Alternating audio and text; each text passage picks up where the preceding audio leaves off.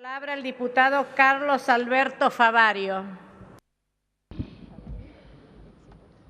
Señora Presidenta, quiero hacer una aclaración previa. No soy vocero de ninguna corporación. No soy destituyente ni cipayo. Y no creo atentar contra la soberanía de la nación.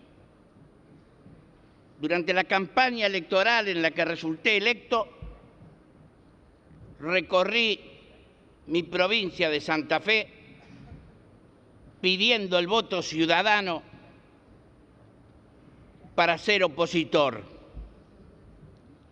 Y en cumplimiento de ese mandato popular,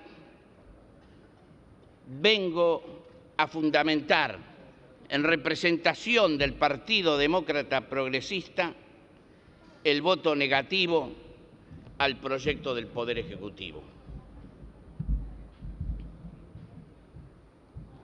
Y lo hago en el entendimiento que ser opositor significa no compartir las políticas del gobierno,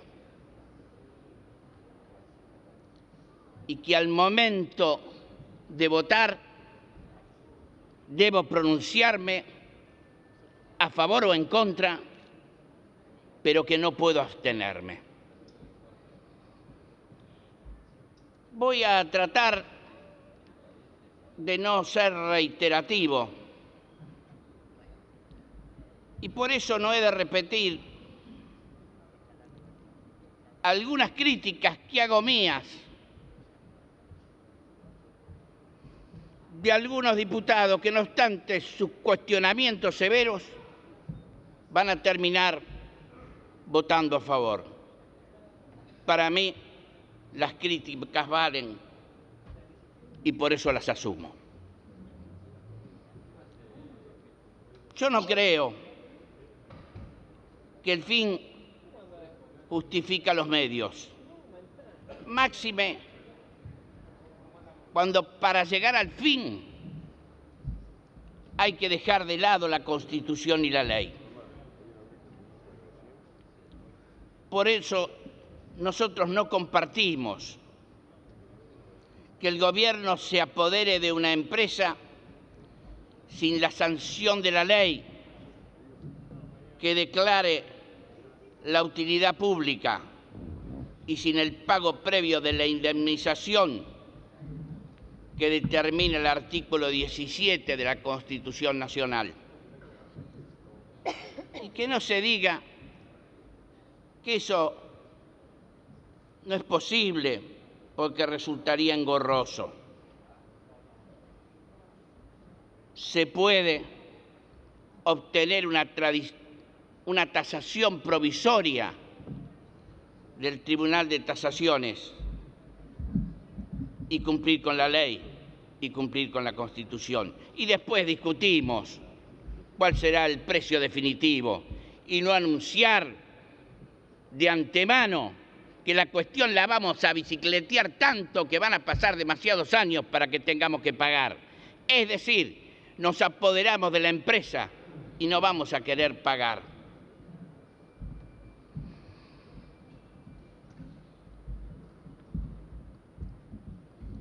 El Tratado de Inversiones que suscribió nuestro país con España en el artículo 3 dice: cada parte protegerá en su territorio las inversiones efectuadas conforme a su legislación o inversores de la otra parte, y no obstaculizará mediante medidas injustificadas o discriminatorias la gestión, el mantenimiento, la utilización, el disfrute, la extensión, la venta y, en su caso, la liquidación de tales inversiones. ¿Cómo puede justificarse que acá no hay discriminación si se está única y exclusivamente expropiando las acciones de la empresa española y se dejan de lado la que parece, por lo menos en algún momento, haber sido los capitales privilegiados amigos del gobierno. Esto, señora presidenta, a nuestro entender, hace a la seguridad jurídica dentro del mundo civilizado, porque ese es el concepto que se tiene. Claro, para el viceministro de Economía son dos palabras horribles. Acá está la diferencia política, cultural y filosófica que tenemos con el gobierno. Yo pregunto, si hay tantas coincidencias para recuperar YPF, ¿por qué no se aprovechó para diseñar una verdadera política del Estado en la que había que acordar una política energética para recuperar el autoabastecimiento y una YPF al servicio del interés nacional y no constituir un coto de caza al servicio de un sector político partidista?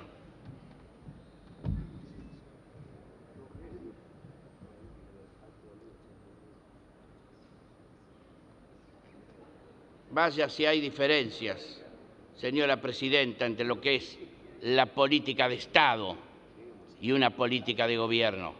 Vaya si habrá diferencias entre lo que será o lo que podría ser una YPF del Estado a consecuencia de una política acordada entre todos los sectores políticos y lo que va a ser una YPF del gobierno. Una política de Estado aspirábamos a tener que estuviera gerenciada por profesionales con experiencia, con idoneidad, que constituyeran una garantía en el manejo de la empresa. ¿O acaso constituye una garantía que la empresa sea manejada por debido? Señor diputado, por favor, vaya cerrando porque se terminó el tiempo. La misma tolerancia que se ha tenido para con otros oradores. Ya sí, termino, pero por presidenta. favor. Ya termino. Decía, si constituye una garantía para lo futuro en la administración de la empresa, que sea administrada por debido, por Camerón, por Barata, por Espinosa, los mismos causantes de la grave crisis energética que estamos viviendo. ¿O será acaso que confiamos ahora en el recuperado Roberto Dromi, el ideólogo de las privatizaciones? Diputado, por favor, pasó un minuto ya. Termino. Concédame la misma tolerancia que se tuvieron para con No, otros por oradores. favor, respete, porque yo no le estoy faltando el respeto, ¿eh? Yo no le estoy faltando el respeto, presidente. Me está contestando mal, perdón, ¿eh? Que tenga la misma tolerancia que tuvieron con otros oradores. ¿O acaso hablar a favor significa tener más tiempo y hablar en contra significa tener menos tiempo? No, señor diputado, todos están respetando el tiempo que les ha sido asignado. Acá se han excedido hasta 5 minutos. Decía que si acá vamos a confiar ahora en Roberto Dromi, el ideólogo recuperado de las privatizaciones de antaño, que ahora parece hace el argumento al revés.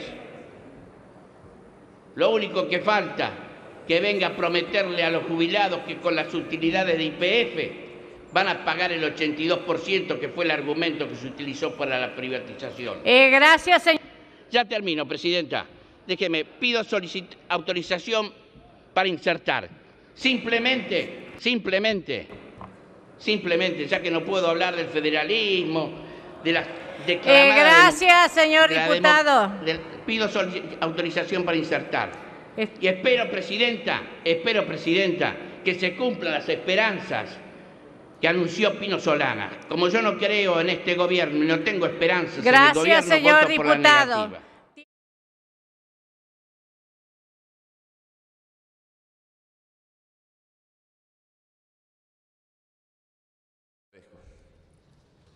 Tiene uso de la palabra, tal cual lo convenido, los bloques personales, el diputado Carlos Alberto Favario.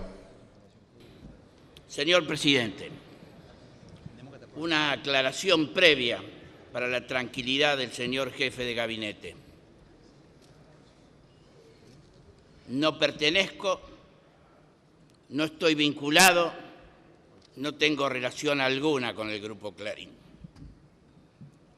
Dado lo limitado del tiempo, voy a tratar de sintetizar dos preguntas al señor jefe de gabinete. Si bien anteriormente he formulado en su oportunidad cuando se me requirió algunas otras preguntas de las que no podré ahora hacer mayor análisis en lo que hace a las respuestas porque recibimos recién el CD cuando estaba comenzando la sesión.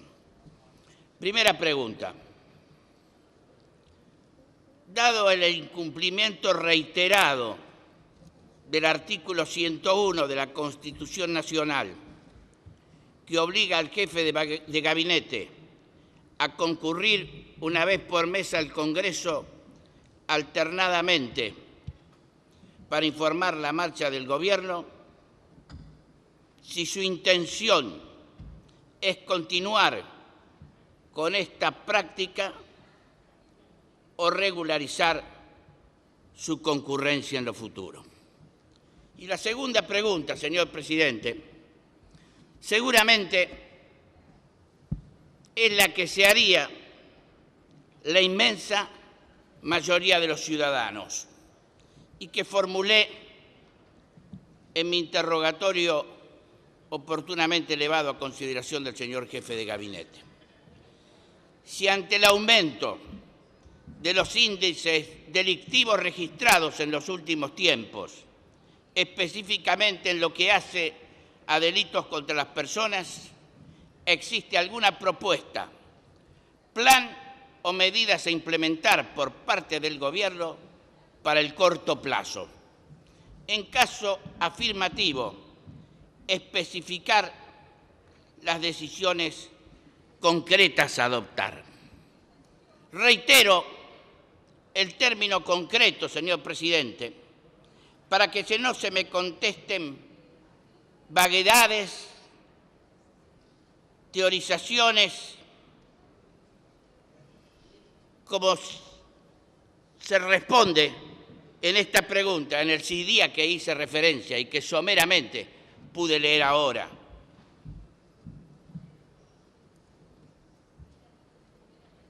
Concretamente queremos saber lo que se va a hacer, señor presidente, y no que se nos conteste en estos 10 parágrafos que se incluyen en la respuesta a la pregunta algunas cuestiones que yo no voy a calificar, pero que me parece realmente no se compadecen con la realidad. Parece, por un lado, que se reitera lo que es obligación hacer, la lucha contra el narcotráfico, el resguardo de la identidad de género adoptada e información a la ciudadanía del personal de las fuerzas de seguridad. Actualización doctrinaria del fortalecimiento de la inteligencia criminal. Diputado. ¿De qué estamos hablando, presidente? Diputado, gracias. Gracias. Muchas gracias, presidente. diputado.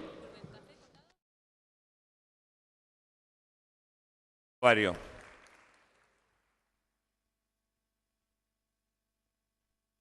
Diputado Favario, el diputado Gómez está pidiendo uso de la palabra. ¿Se le autoriza? No lo escucho, diputado Favario. Yo.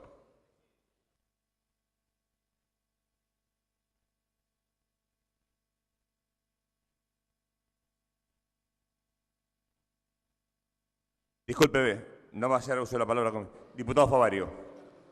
Señor presidente, yo creo que si el espíritu de las manifestaciones de la señora diputada Conti estuviese plasmado en el dictamen, estaríamos ahorrando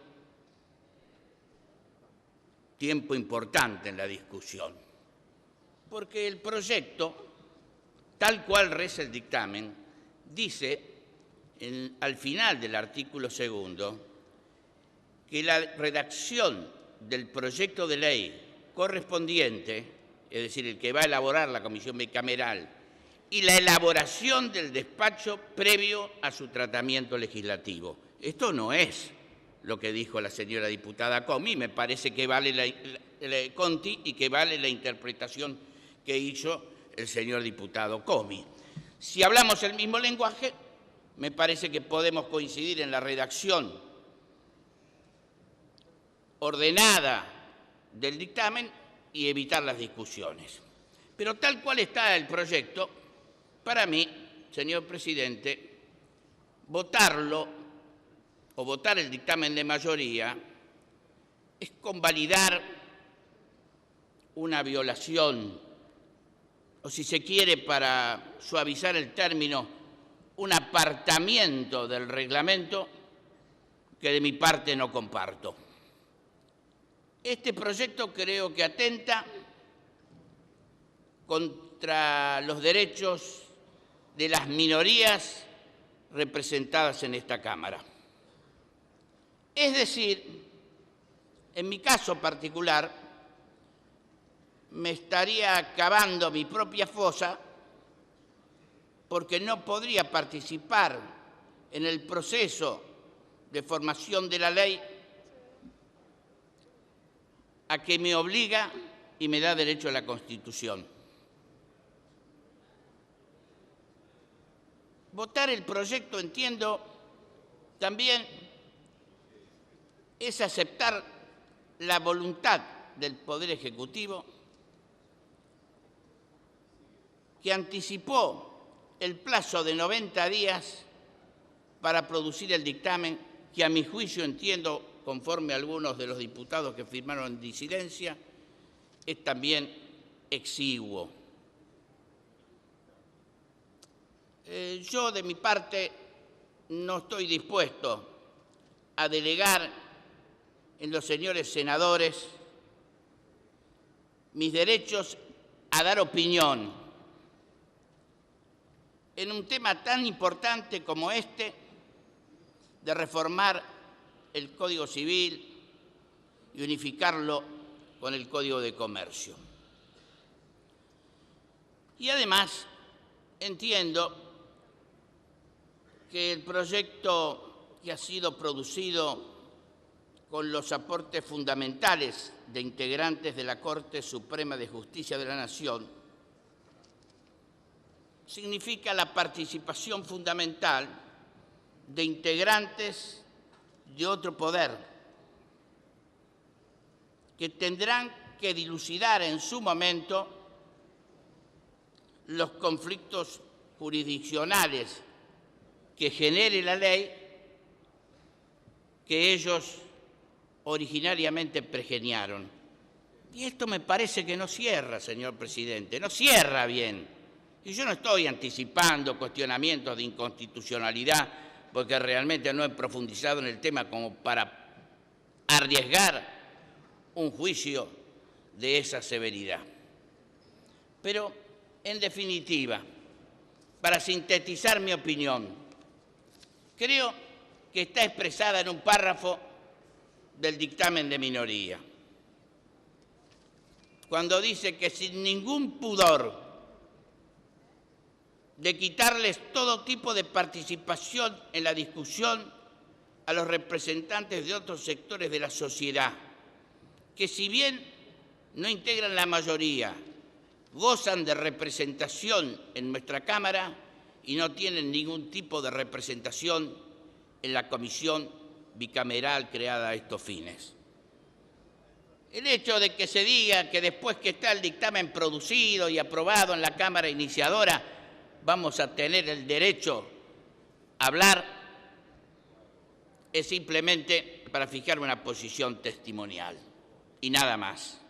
Me parece que la participación de los diputados en la formación de la ley a través de las comisiones de la Cámara es una cuestión totalmente distinta. Y por último, señor presidente, comparto el argumento expuesto por la señora diputada Carrió. Me parece que es una cuestión innecesaria, que pudo haberse obviado, hacer el procedimiento regular, buscar los entendimientos, los consensos, los acuerdos para tener el mejor código futuro sin necesidad de someternos a esta discusión y a la posibilidad de que algunos legisladores seamos excluidos en el momento de formar la ley. Nada más, gracias.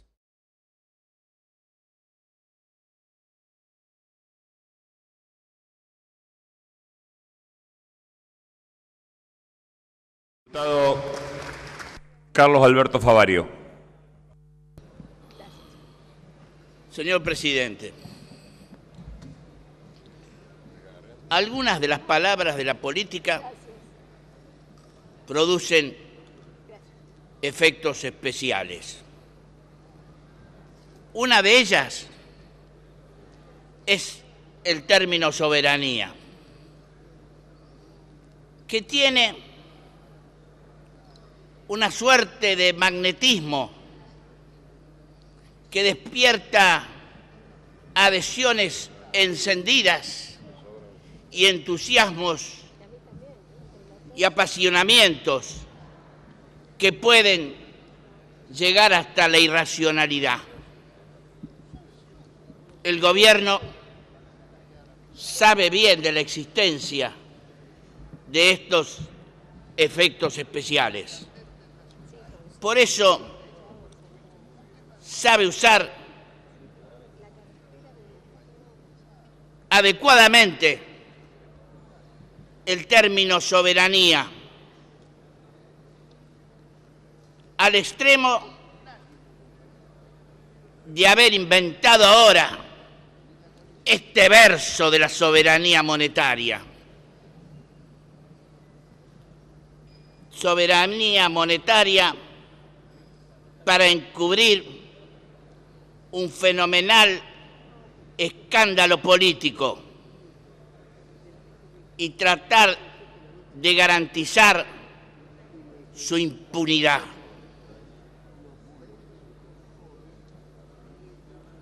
¿Cómo no se acordaron antes, si gobiernan desde el 2003, de la soberanía monetaria? La soberanía hasta se la alquilaron a los chilenos y a los brasileños. Esta es la realidad. Lo limitado del tiempo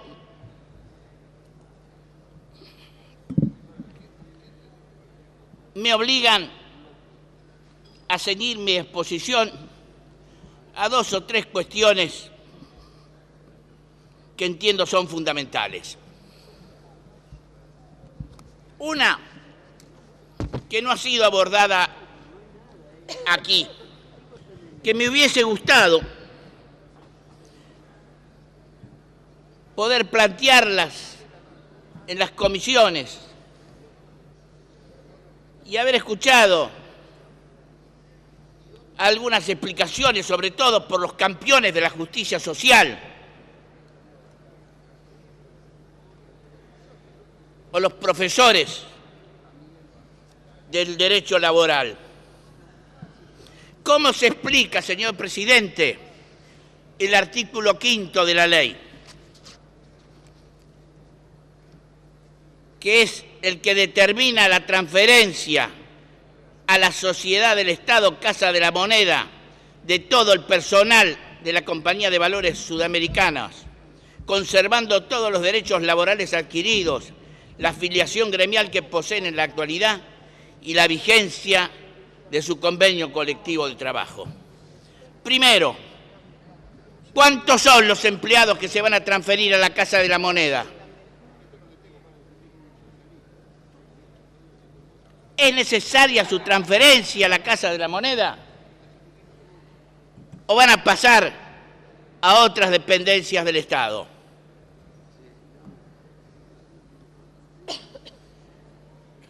¿Qué se va a cumplir al principio?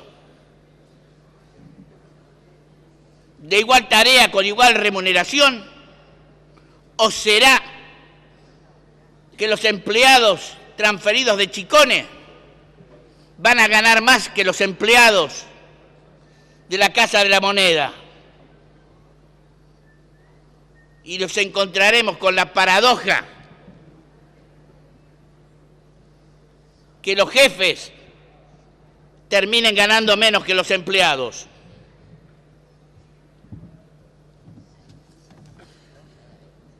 Evidentemente, a igual tarea va a haber distinta remuneración. ¿Cómo podrán convivir los empleados de Chicone con los de la Casa de la Moneda cuando hay diferencias abismales en las remuneraciones? ¿Cómo van a asegurar, señor presidente, el derecho a la carrera de los transferidos?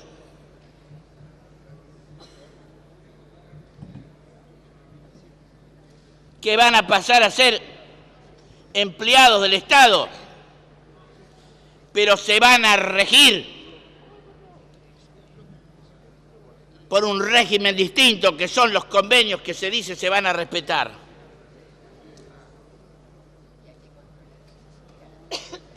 Vale la pena recordar, señor presidente, el episodio de la privatización del Banco de Santa Fe, cuando se le aseguró a los empleados transferidos a la provincia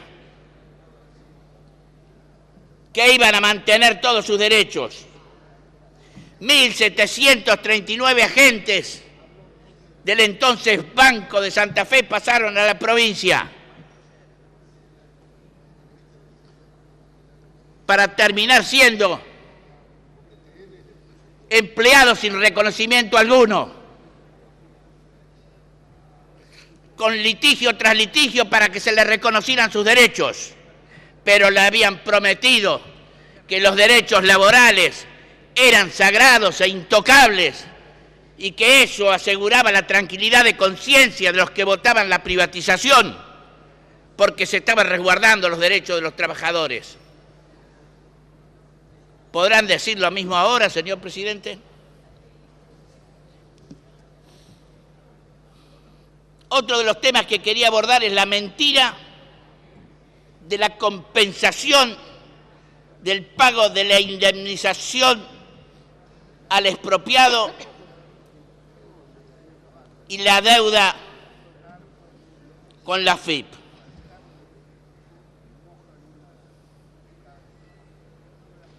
Se va a desconocer, señor presidente, la existencia de acreedores con privilegios mayores a los de la AFIP, ¿o no? No se puede, en derecho, pagar la deuda a un acreedor en perjuicio de otros. Altera el orden de los privilegios, quebranta el principio de la igualdad que asegura el derecho. Esto es, como se dijo en algún momento, un verdadero disparate y una de las antojadizas afirmaciones que hizo el ministro de Economía que no van a poder ser cumplidas. Además, señor presidente, la deuda de Chicone con la AFIP no son fondos que pueden ser manejados por el gobierno como si fueran propios. Son impuestos coparticipables. En los que parte les corresponde a la provincia, a las provincias, y parte a los jubilados. ¿Qué estamos? ¿En presencia de una nueva exacción a los derechos federales? ¿O le estamos metiendo también otra vez la mano en la caja a los jubilados?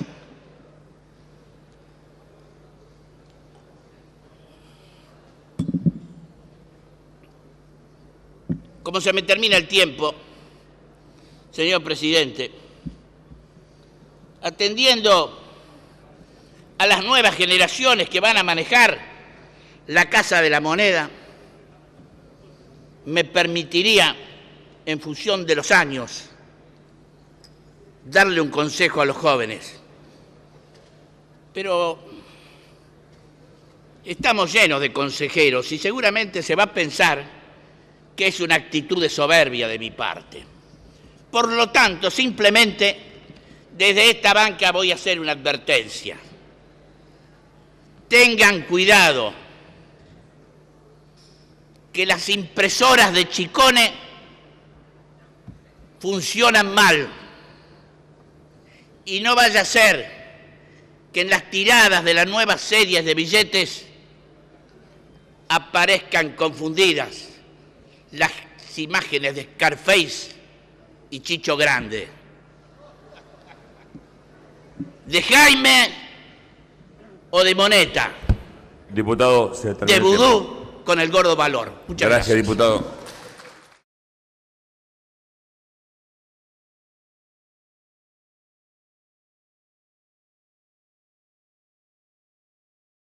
Diputado Favario Carlos Alberto. Señor presidente, por cierto que nadie podrá decir que desde esta banca demócrata progresista tenemos contradicciones